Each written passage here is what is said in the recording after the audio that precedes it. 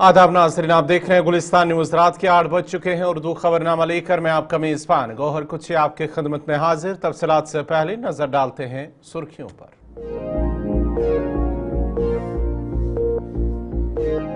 दरिया जाने में डूबने वाले उड़ी की रिहायशियों की लाशें कमान पोस्ट के जरिए कर दी गई वापस। कानूनी और तिबी लवाजमात मुकम्मल होने के बाद लाशें आखिरी रसूमात के लिए लवाकिन के हवाले।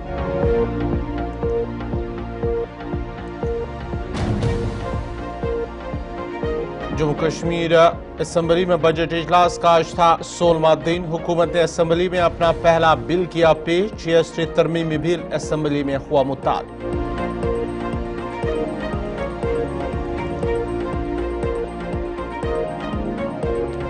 नायब वज़ीर आला का बीजेपी हिमायत याफ्ता डेलीवेजर्स पर सियासी मुदाखलत का इल्जाम। कहा ऐसे मुलाजमीन के खिलाफ हुकूमत करेगी कार्रवाई।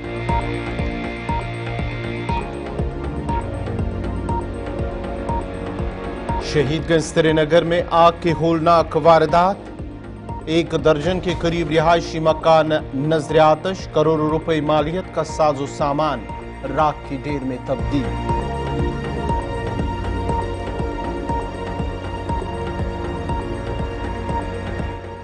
और भाजपा लीडर फकीर खान की मौत मशकूक। बीजेपी तर्जुमान ने आला सतही तहकीकात का किया मुतालबा।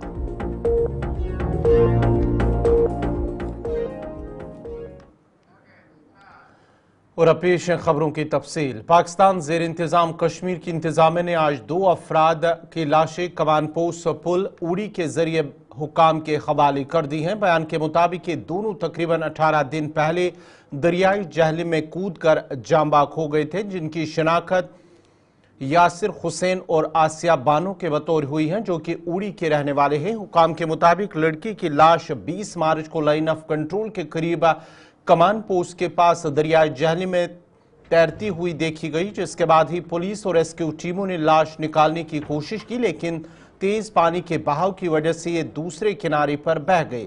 लड़की की लाश 21 मार्च को शाम चिनारी से बरामद की गई है, जबकि लड़की की लाश पहले ही LOC पार कर गई थी और 19 मार्च को चित्तर में मिली थी। हुकाम का कहना है कि इस मामले को LOC के दूसरी तरफ से इंतजामिया के साथ उठाया गया था और आज कमान पोस्ट उड़ी में एक मीटिंग हुई, जिसमें उड़ी इंतजामिया के अफसरान, जिसमें SDPO उड़ी, SHO उड़ी, नायब तहसीलदार, डॉक्टरों की टीम, फौज और जामा का अफराद के रिश्तेदार भी मौजूद थे, जबकि दूसरी जानिब के हुकाम भी शरीक थे। तिबी और कानूनी कार्रवाई मुकम्मल करने के बाद लाशें उनके अहल खाना के हवाले कर दी गई हैं। आपको बताते चले कि दोनों अफराद 5 मार्च को दुलंजा गांव LOC के करीब दरिया जहलिम में कूदने के बाद 2 हफ्ते से ज्यादा अरसे से लापता थे।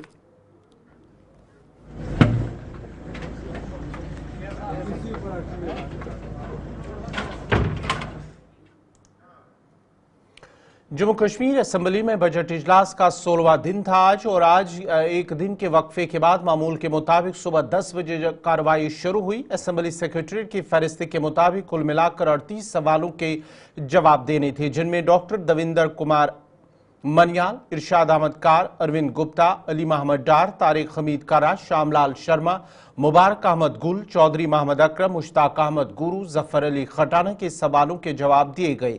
वक्फे सवालात के दौरान जिन वज़रा ने सवालों के जवाब दिए, उन्होंने इस बात की वजाहत की कि हुकूमत इदारे हर वक्त काम कर रहे हैं और कोशिश की जा रही है कि आवाम को मसाइल से बाहर निकाल कर उन्हें राहत पहुंचाई जाए। वक्फे सवालात के बाद नायब वज़ीर आला सुरिंदर चौधरी ने वज़ीर खजाना उमर अब्दुल्ला की जानिब से GST तरमीमी बिल 2025 ऐवान में पेश किया, और ये बिल जम्मू कश्मीर के GST कानून को सेंट्रल GST कानून में की गई तरामीम के साथ हमाहंग करने की कोशिश करता है। तरामीम फितरत में रेगुलेटरी है, यानी टैक्स को रेगुलेट करने के लिए, और इस तरह बिल में बार बार चलने वाले और गैर आदि अखराजात शामिल नहीं है।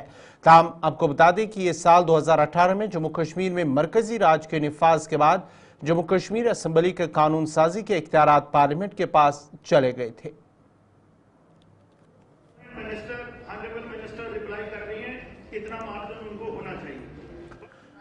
रुकन असम्बली मुजफ्फर खान ने कहा है कि जो चाहते हैं कि हुकूमत के घोटाले में हाउस कमेटी तश्कील देकर तहकीकात की जानी चाहिए। इसमें कोई शक नहीं है कि जितने भी फंड में घोटाला हुआ वो सब हुकूमत के इख्तिदार में आने से पहले हुआ है। उन्होंने कहा है कि उनके हलके में जल शक्ति की एक भी स्कीम नहीं है जो चल रही हो। There must be a house committee to inquire into the bungling of the funds. इसमें भी कोई दो राय नहीं है कि ये जितने भी फंड्स मिसयूज हुए हैं ये इस हाउस के बनने से पहले और इस गवर्नमेंट के बनने से पहले हुए हैं। मुझे नहीं लगता है कि मेरी कंस्टिट्यूएंसी में, बाकी वालों का मुझे नहीं पता, लेकिन मेरी कंस्टिट्यूएंसी में कोई एक भी ऐसी स्कीम जल जीवन मिशन की होगी जो इस वक्त चल रही है। और जब भी उनसे ये पूछा जाता है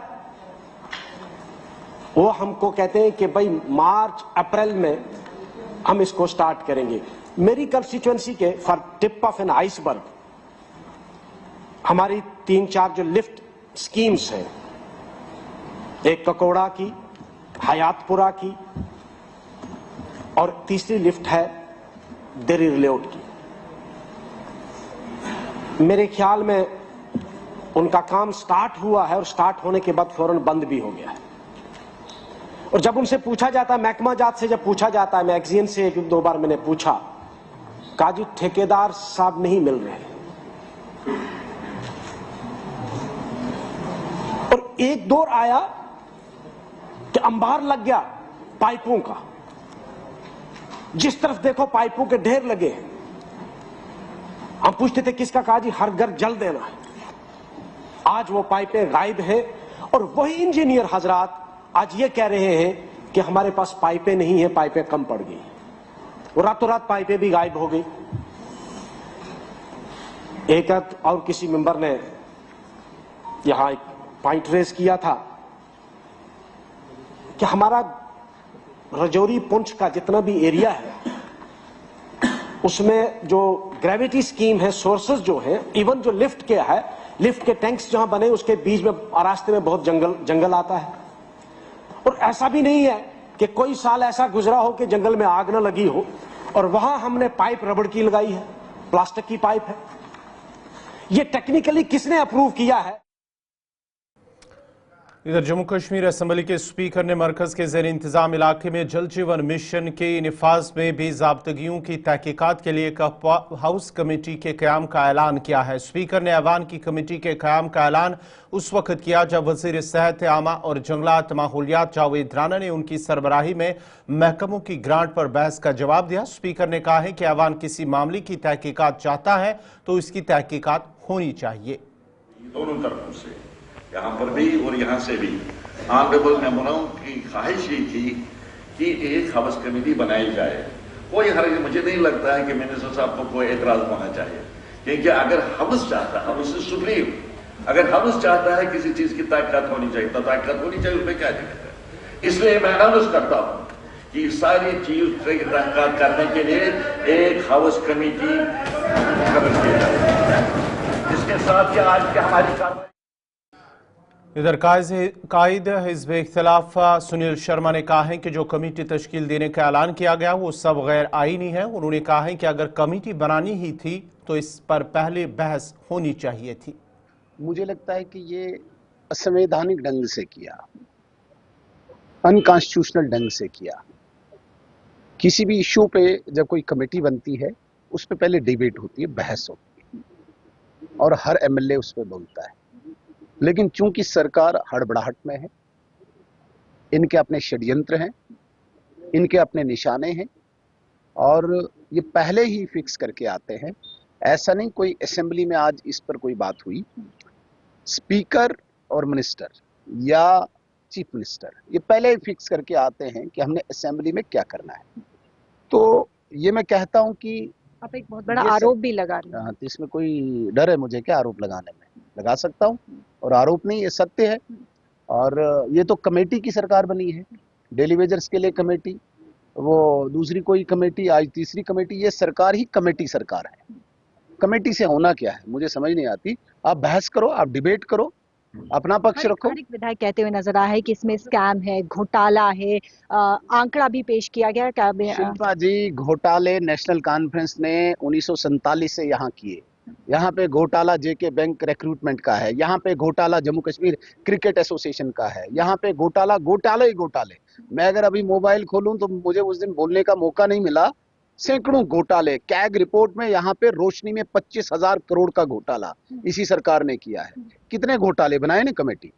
फारूक अब्दुल्ला साहब के अकाउंट में तो क्रिकेट एसोसिएशन का पैसा गया, वो घोटाला। ये जब होगा, जब क्लियर होगा, प्रूव होगा, तब हम मानेंगे ना। मैं किसी के पक्ष में नहीं हूं, लेकिन सवाल ये पैदा होता है अगर हाउस बनाए तो हाउस में डिबेट होनी। ब्रेक के बाद आपका दोबारा खैर मकदम है। DDC member Tral doctor Harbakhsh Singh ने आज की प्रेस कॉन्फ्रेंस के दौरान कहा कि सब जिला त्राल में तामीर और तरक्की की बहुत ज्यादा जरूरत है, जिसमें सयाहत को फरोग देना, वहाब साहब से पस्तुरा सईदाबाद और पहलगाम से त्राल रोड की तामीर शामिल है। त्राल में मौजूद जियारतों के साथ साथ मंदिरों को जज्ब नजर बनाने पर भी जोर दिया गया और कहा कि सिखों को भी रिजर्वेशन मिलनी चाहिए। पहले मैं ये जो हमारे जावेद बेग साहब हैं एमएलए बारामूला, उनको मुबारकबाद देता हूं कि उन्होंने सिखों का मुद्दा असेंबली में उठाया। तो मेरी डिमांड है गवर्नमेंट से कि रिजर्वेशन जो है पॉलिटिकल प्लस जॉब रिजर्वेशन, जिस तरीके से पहाड़ी स्पीकिंग पीपल या एसटीज एससीज को रिजर्वेशन दी गई, तो सिखों के लिए भी रिजर्वेशन का कोटा किया जाए। और जो रिजर्वेशन कमेटी बैठी है, जो गवर्नमेंट ने एक पैनल बनाया है, तो वो गौर खोज करे कि सिखों के लिए भी रिजर्वेशन रहे। दूसरा मामला है हमारे यहाँ जो रोड कनेक्टिविटी है, वहाब साहब है और जगह हैं जैसे नागबेरन है, शिकारगाह, आरीपल है, पाइनड है। बहुत पहले से हम कम्युनिकेशन करते आए हैं कि इन जगहों को टूरिज्म के नक्शे पे लाया जाए ताकि जो त्राल का लाइवलीहुड है इस पे फायदा हो। पिलग्रिम टूरिज्म की बात है, ऑलरेडी गवर्नमेंट को 2-3 बार लिखा है। हमारी सिख श्राइन है, टिबी साहब है, देरी साहब है, उस तरह त्राल का शाइमदान है, काउसर बल है और पिरकन है, बाकिर शेख साहब की ज़ियारत है और भी बहुत सारी हिस्टोरिकल ज़ियारतें हैं, उनको पिलग्रिम टूरिज्म में लाया जाए जिस तरह शाइमदान साहब की ज़ियारत को लाया गया। और उसके अलावा एक मंदिर है यहाँ नौदल में, तो वो बड़ा हिस्टोरिकल मंदिर है, उसको भी पिलग्रिम टूरिज्म में लाया जाए। डोडा की तहसील बरत बागला के मकामी लोगों ने आज चीफ एजुकेशन ऑफिस डोडा के बाहर एहतजाजी मुजाहरा किया और कुछ देर के लिए ट्रैफिक भी इस मौके पर मुतासर हुआ। एहतजाजी लोगों का कहना था कि 3 से 4 माह कबल मौसमी सरमा की तातीलात के दौरान हाई स्कूल बागला में चोरी का वाक़या पेश आया था, जिसमें बागला हाई स्कूल से नामालूम चोरों ने कंप्यूटर समेत अहम सामान स्कूल से चोरी कर लिया था। ताहम अभी तक पुलिस ने कोई मुकदमा दर्ज नहीं किया। उन्होंने मुतालबा किया है कि इस मामले की सही तहकीकात की जाए और स्कूल के मुलाजमीन का भी तबादला तब तक न किया जाए जब तक न मुलविस अफराद को गिरफ्तार किया जाए। धरना प्रदर्शन ये प्रोटेस्ट एक हमारे तहसील बरत बगला के अंदर एक स्कूल है बगला स्कूल के नाम से, जहाँ कुछ महीनों पहले चोरी हुई है और अभी तक 3 महीने मुकम्मल होने को है और अभी तक कोई प्रॉपर इन्वेस्टिगेशन नहीं हुई है, कोई मैटर को सॉल्व करने की कोई कोशिश नहीं हुई है, जिससे हमें लगता है कि जो चोर है वो पकड़ा जाए, चोरी पकड़ी जाए। और क्या रीजन है, क्यों डॉक्यूमेंट्स, क्यों कंप्यूटर स्कूल से चुराए जाते हैं जहाँ गरीब लोगों के बच्चे पढ़ते हो। हमारी डिमांड्स को अगर जल्दी पूरा नहीं किया जाएगा तो ईद के बाद हमने ये प्लान रखा है कि हम सीओ ऑफिस के बाहर और असेंबली के बाहर धरना देंगे और अपनी लड़ाई लड़े। भरत बगला का रहने वाला हूँ और जिस स्कूल की ये बात हो रही है वो हाई स्कूल बगला है। जी सर, ये चोरी लगभग 2-3 महीने पहले हुई है और उस चोरी के बाद बहुत लोगों ने इस पे बात रखी, पुलिस के लोग वहाँ पे आए, एसएचओ साहब वहाँ पे आए, सीओ साहब तक ये बात पहुंची है, लेकिन इसके प्रॉपर तरीके से इन्वेस्टिगेशन नहीं हुआ है। आज हमें सामान वगैरह वहां से चोरी।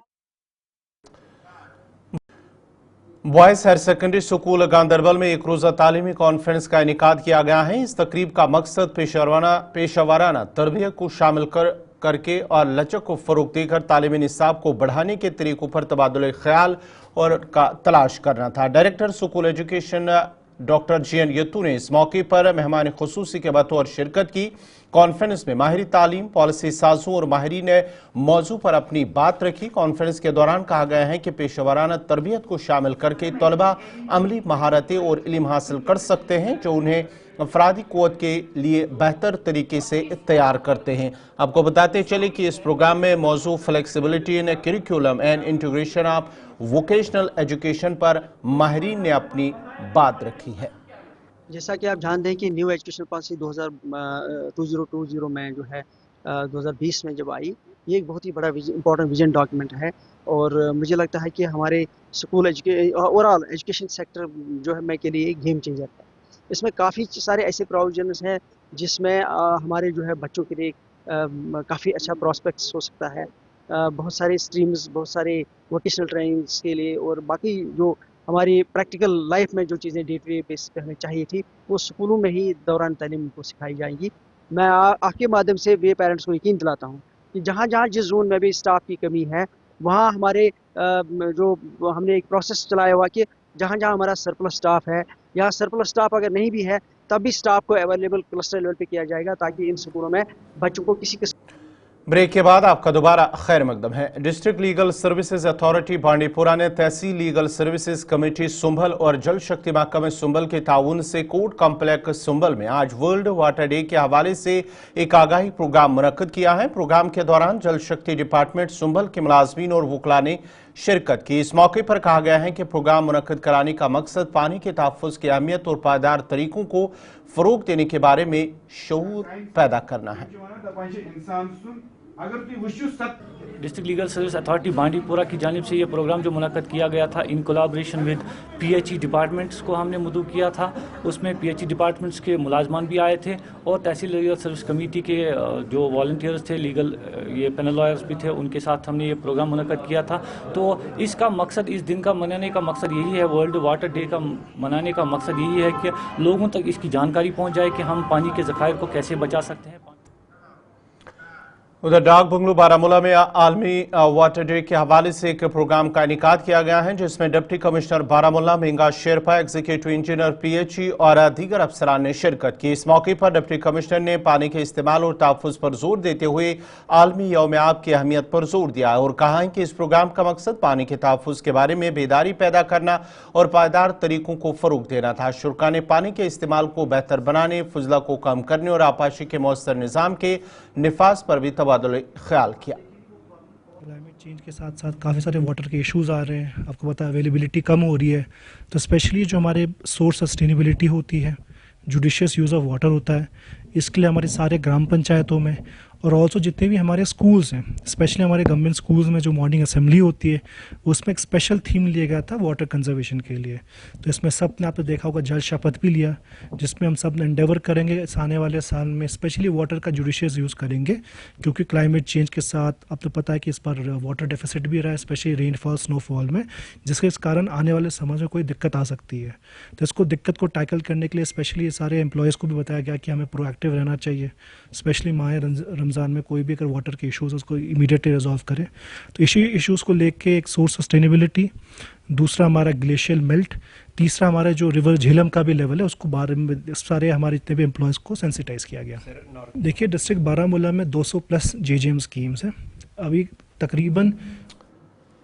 नाज़रीन, इसी के साथ ही उर्दू खबरनामा इख्तिताम पज़ीर हुआ चाहता है। अपने मेज़बान गौहर कुछी को इजाज़त दीजिए। अल्लाह हाफ़िज़।